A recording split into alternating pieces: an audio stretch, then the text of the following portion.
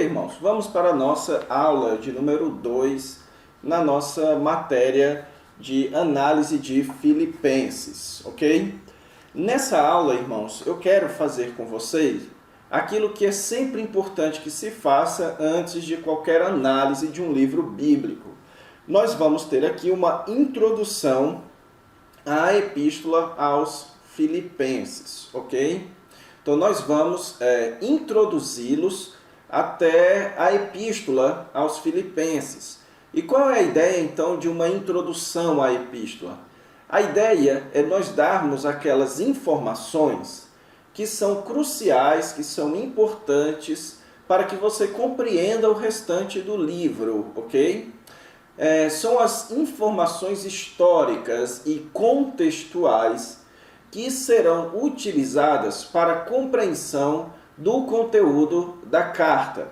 Então, todo o livro da Bíblia foi escrito em uma situação e com um propósito, ok? Foi escrito por alguém com seus leitores primários, pretendidos. Então, para que você entenda bem o que cada livro da Bíblia quer dizer, é bom que você saiba este background, esse pano de fundo, ok? Isso que é chamado de o contexto histórico do livro da Bíblia, que então vai nos ajudar a entender o conteúdo, ok?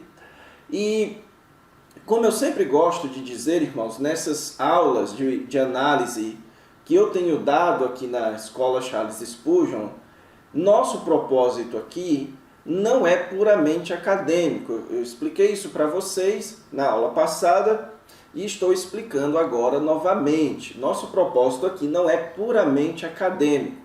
Sendo assim, nós não vamos entrar naquelas discussões que pertencem à academia e que pouca relevância possuem para a sua compreensão do livro e para o ensino da palavra de Deus.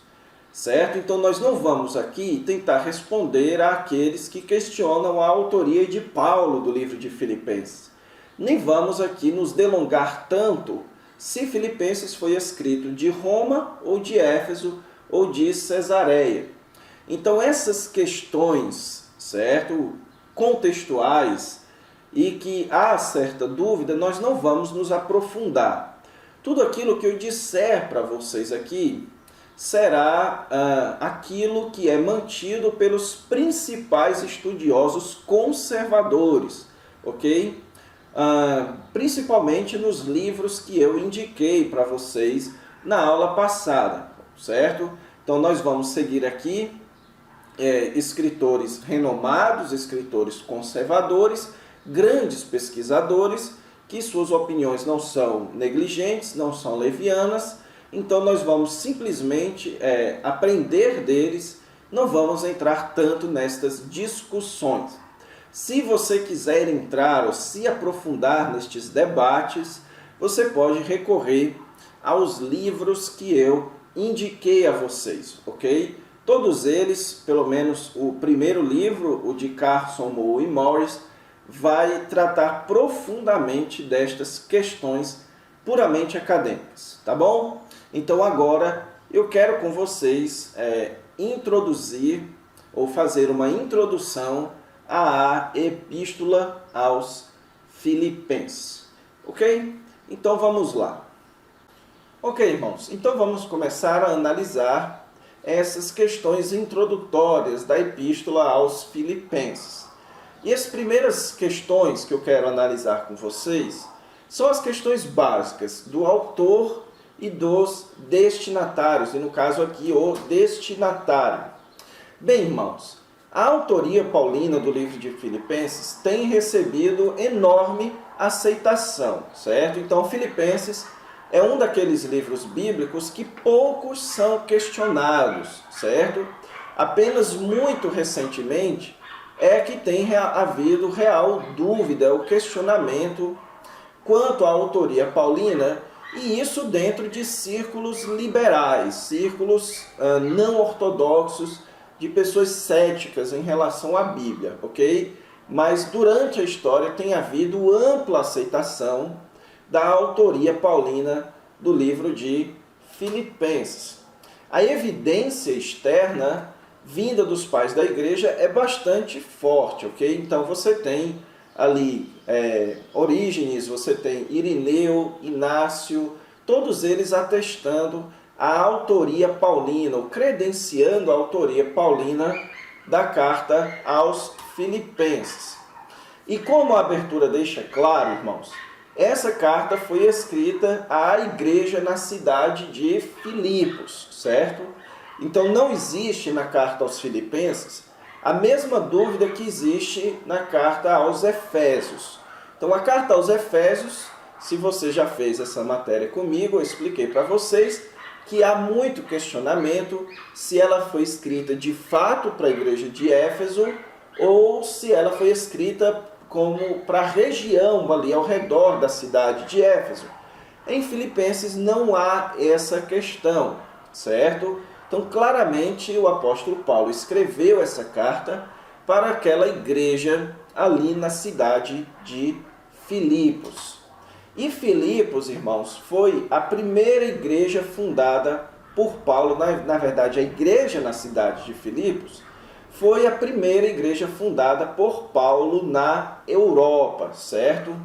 Se você leu o livro de Atos, se você já estudou esse livro, você deve se lembrar de uma visão que o apóstolo Paulo teve quando estava na Ásia, de um macedônio chamando ele para ir para a região da Europa, ali na Macedônia.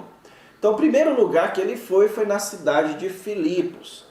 E a cidade de Filipos, irmãos, ela era uma cidade bastante importante ali naquela região. Por quê? Porque ela era uma província romana, ela era uma cidade romana. Todos os que nasciam em Filipos eram cidadãos romanos. Isso porque esta cidade surgiu com a habitação de soldados romanos ali. Então você tinha muitos romanos morando naquela cidade, que acabou crescendo, e por isso então aqueles que nasciam na cidade de Filipos eram automaticamente cidadãos ou tinham os mesmos direitos romanos, ok? Por isso a língua do latim era uma língua muito falada lá naquela cidade. Além disso, irmãos, a cidade de Filipos era uma cidade que tinha poucos judeus. Nós sabemos que o apóstolo Paulo ele tinha uma estratégia muito clara em suas viagens missionárias. Ele procurava primeiramente as sinagogas. Quando ele chegou em Filipos, não havia sinagogas naquela cidade. E para haverem sinagogas em uma cidade, era necessário uma quantidade de pelo menos 10 homens. Isso significa que a cidade de Filipos não possuía 10 homens judeus piedosos, o que mostra que aquela era uma cidade com muitos poucos judeus. Também foi lá que o apóstolo Paulo, então, foi para um local de reunião de alguns judeus que haviam naquela cidade, dentre os quais havia Lídia, certo? E então Paulo conheceu Lídia, e o texto de Atos nos diz que Deus abriu o coração dela para atender às palavras de Paulo, e ela ofereceu a Paulo e aos seus companheiros estadia na sua casa. Então, provavelmente, a igreja de Filipos começou, ou até mesmo existia, na casa de Lídia. Sendo assim, pessoal, aquela era uma igreja de minoria judaica. Ela era composta por gentios. Então aquela era uma igreja como a igreja de Corinto, certo? Uma igreja com muitos gentios e poucos judeus, certo? Então, assim como a carta aos Tessalonicenses, assim como aqui em Filipenses, assim como em Coríntios, assim, todas essas cidades e igrejas dessa região, tinham muitos gentios e poucos judeus, certo? Isso era diferente, especialmente nas regiões da Ásia, onde o apóstolo Paulo teve muitos problemas com os judeus na Ásia, como em Éfeso, como na Galácia, certo? Como em Colossos. Todas aquelas eram regiões que tinham bastante judeus, mas aqui nem tanto. Então, na carta aos Filipenses, você vai notar que Paulo vai tocar sim em questões judaicas, em problemas judaicos, que quando a carta foi escrita já estavam começando a aparecer, certo? Mas quando a igreja foi fundada, como nós sabemos pelo livro de Atos, aquela cidade não tinha muitos judeus. Avançando então, quanto à data e o local de escrita. O local de escrita, irmãos, o que nós sabemos é que Paulo estava preso, certo? Por 3 ocasiões, no capítulo 1, versículos 7, 13 e 16, ele afirma que estava preso e nos informa o motivo que ele estava preso. Ele estava preso por causa do seu ministério, ok? Então ele era um criminoso de Cristo. Ele estava com suas cadeias em Cristo. Então nós sabemos disso. Quando Paulo escreveu a carta aos Filipenses, ele estava preso. Existe dúvida, porém, sobre onde o apóstolo Paulo estava preso. Há 3 grandes candidatos aqui. Você tem o primeiro candidato, que é a cidade de Roma. Paulo estava na sua primeira prisão em Roma, que é descrita no livro de Atos. Não é a sua segunda prisão quando ele é martirizado. É a primeira prisão, quando depois ele é solto, vai então de volta para as igrejas que ele fundou, como Creta, como Éfeso, e então na região da Macedônia, certo? Então, o apóstolo Paulo está ali na sua primeira prisão, que foi do ano 59, mais ou menos, até o ano 61. Foi o período dessa primeira prisão de Paulo. Então, uns apontam esse como o primeiro candidato, o principal candidato. Existe também a opção da cidade de Éfeso, em uma prisão de Paulo na cidade de Éfeso. Nós não sabemos, não tem registros bíblicos de Paulo preso na cidade de Éfeso assim por tanto tempo, ok? Então essa, apesar de ser uma opção viável, uma opção possível, certo? Ela também não é tão assim, ela é aceita por alguns, mas ela não é tão forte. E a terceira e última é que Paulo escreveu quando estava preso em Cesareia, ok? Quando ele apelou para César, como o próprio livro de Atos nos descreve. Essa também é possível, mas as evidências históricas não permitem. Principalmente, irmãos, porque o livro de Filipenses, a carta de Filipenses, nos dá muitos indícios de que Paulo de fato estava em Roma. Um deles é colocado no capítulo 1, quando Paulo diz que as suas prisões se tornaram conhecidas de toda a guarda pretoriana. E a guarda pretoriana era a guarda oficial do imperador, certo? E não há registros históricos de guarda pretoriana na cidade de Éfeso, ok? Mas há registros históricos de guarda pretoriana lá em Cesareia, certo, irmãos? Então, dois grandes candidatos seriam, então, a cidade de Roma e Cesareia. Só que nós vemos ali que o apóstolo Paulo, certo, ele estava na expectativa de ser solto. E quando ele estava preso lá em Israel, na cidade de Cesareia, ele não tinha essa expectativa. A sua expectativa era de continuar preso e ser levado até Roma. Então, o grande candidato aqui para o local de escrita é, de fato, a prisão de Paulo, a primeira prisão de Paulo na cidade de Roma.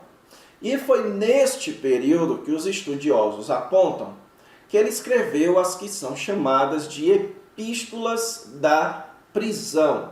Quais são? Filipenses, Colossenses, Efésios e Filemon, ok? Então, são as cartas que ele escreveu quando ele estava preso. Filipenses, Colossenses e Efésios e Filemon, Paulo escreveu durante o seu período da sua prisão, ok? Na sua primeira prisão em Roma. Então, o local de escrita, o mais provável, é na sua primeira prisão na cidade de Roma. Quanto à data, irmãos, se nós aceitamos que o local de escrita é a prisão de Paulo em Roma, então Paulo esteve preso em Roma no ano 59 a 61 depois de Cristo. Ele esteve preso por estes 3 anos.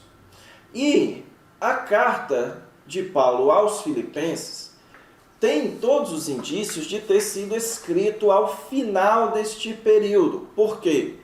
Porque Paulo já manifesta nessa carta a ideia de que ele vai ser solto, a sua esperança de que vai ser solto, ok? Então, parece que Paulo já estava no final da sua prisão, inclusive ele estava fazendo planos do que fazer quando fosse solto. Isso diferente, por exemplo, da carta aos Efésios, onde o apóstolo Paulo não parece ter nenhum plano, e em Colossenses também, certo? Que são cartas onde o apóstolo Paulo não parece ter a expectativa de que vai ser solto. Por isso, o ano que os estudiosos apontam como o mais provável para a escrita de Filipenses é o ano de 61 depois de Cristo, ok? Então, avançando, agora quanto à ocasião de escrita. Esse ponto, irmãos, da ocasião de escrita é um dos mais importantes, certo? Por quê? Aqui nós vamos entender o que ocasionou, quais eram as circunstâncias, as questões, os problemas que rodearam a escrita de Filipenses. O que causou, influenciou a decisão de Paulo de escrever uma carta aos Filipenses.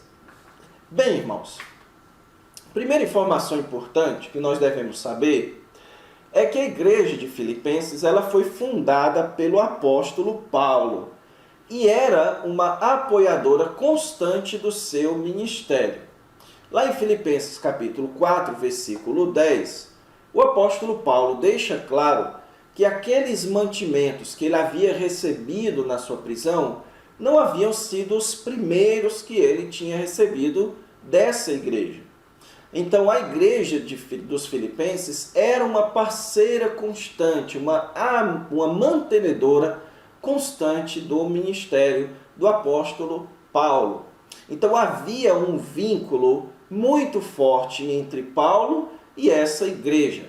Tanto um vínculo de pai e filho, porque Paulo havia sido fundador, quanto um vínculo também da igreja que cuidava, que tinha muito carinho e muito cuidado pelo apóstolo Paulo. Então, a carta de Filipenses nos mostra que aquela igreja enviou mantimentos a Paulo com Epafrodito. Então, eles designaram Epafrodito para ir até Roma, levando mantimentos e ajuda para o apóstolo Paulo ali naquela prisão. Só que junto com Epafrodito, a igreja também mandou questionamentos e informações quanto a problemas que estavam surgindo dentro da igreja, certo? Então nós não sabemos propriamente se Epafrodito levou oficialmente essas questões. Mas o fato é que Epafrodito narrou ou descreveu para Paulo como estava a situação daquela igreja, quais eram os problemas que estavam acontecendo ali. E Paulo, então, quis lidar com essas questões. Além disso, irmãos, havia uma expectativa naquela igreja de que Paulo enviasse a Timóteo. O próprio livro de Filipenses nos conta disso, que a igreja e Paulo esperavam que Timóteo fosse para Filipos, certo? Então, que ao sair Epafrodito, Paulo não os deixaria órfãos. Paulo enviaria a Timóteo para aquela igreja.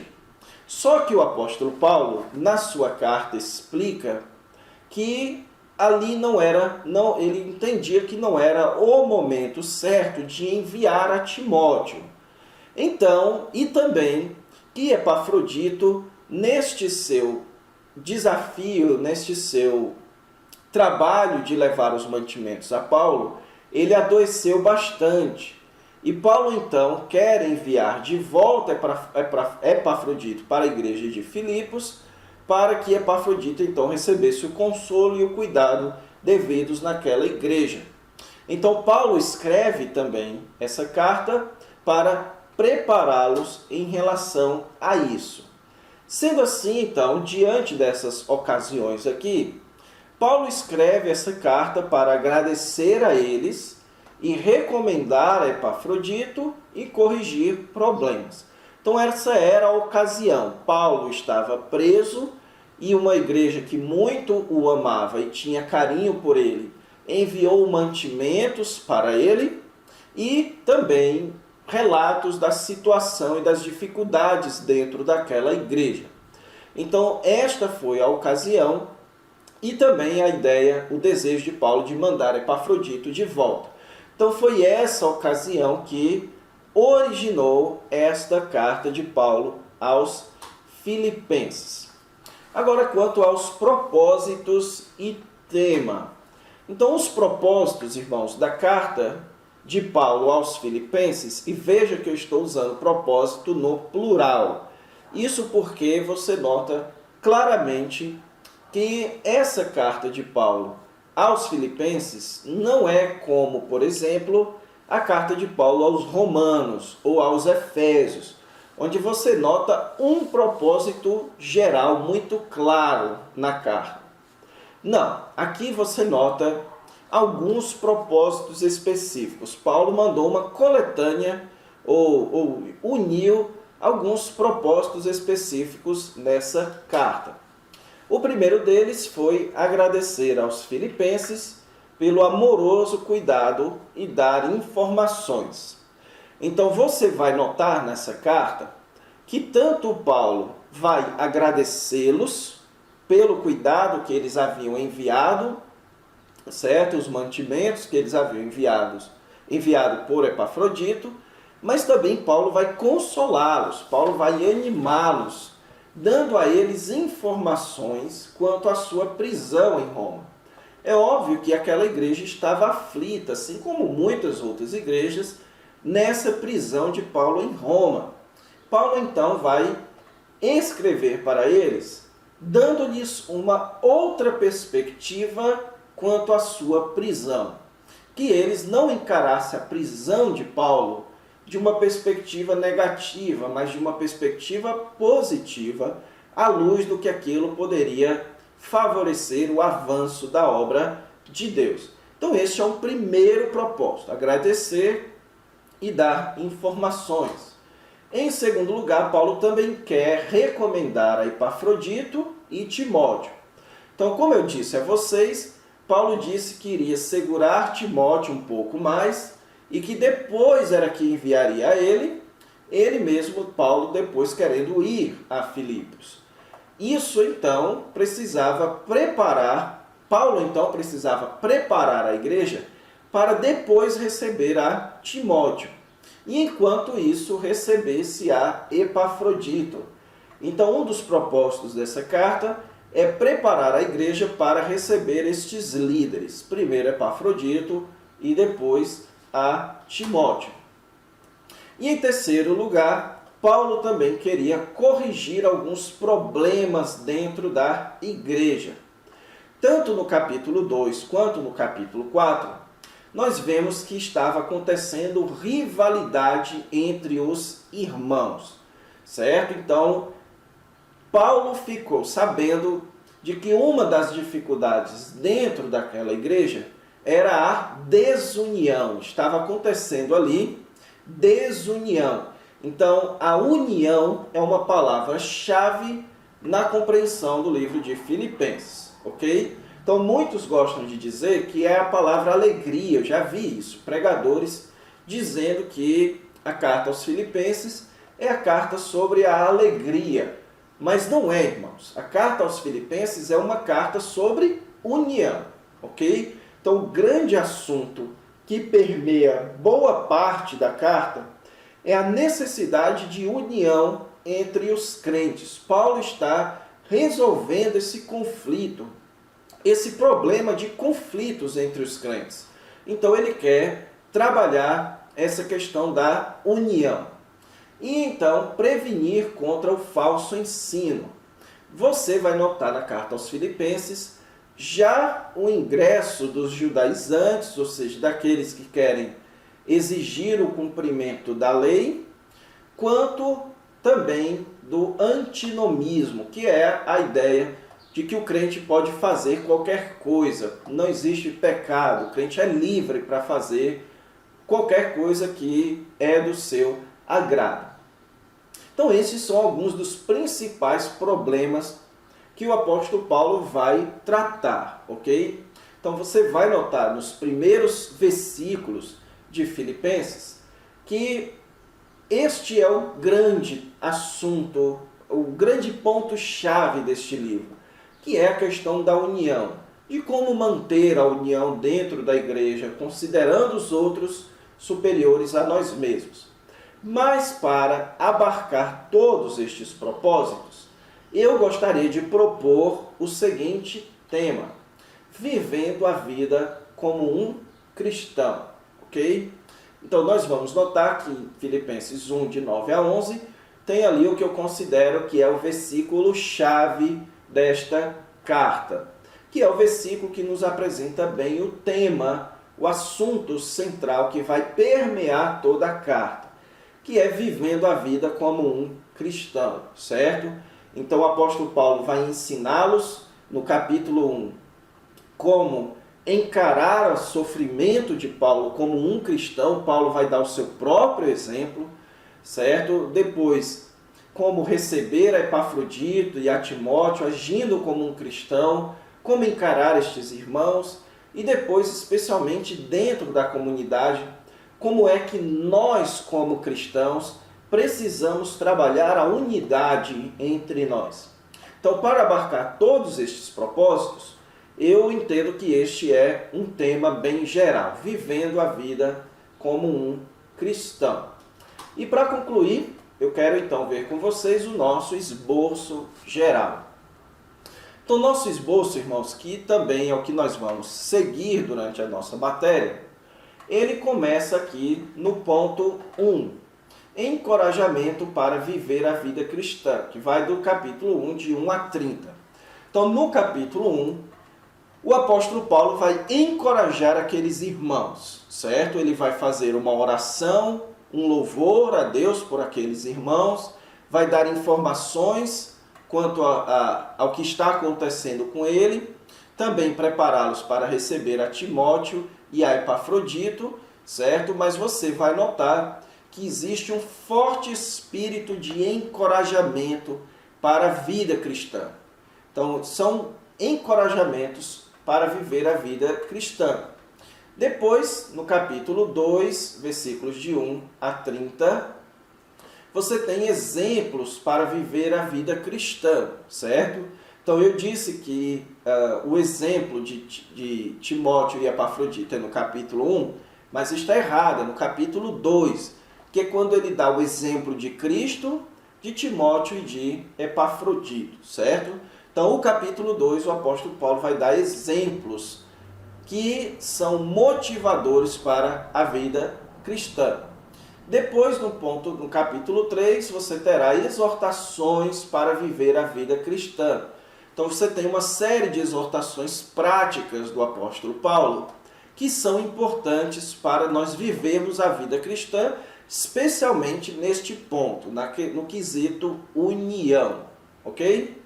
Depois, capítulo 4, capacitações para viver a vida cristã. Então, o apóstolo Paulo vai começar as suas palavras finais, dando ali orientações, capacitações, certo? Para a vida cristã. E por fim, capítulo 4, versículos 21 a 23, você tem então a conclusão, ok? Então, irmãos, vamos encerrar aqui a nossa introdução ao livro de Filipenses. Na próxima aula, então, a gente recapitula os pontos principais aqui e já começaremos a analisar o capítulo 1, dos versículos de 1 a 11, ok? Então vamos lá, Deus abençoe, até a próxima aula.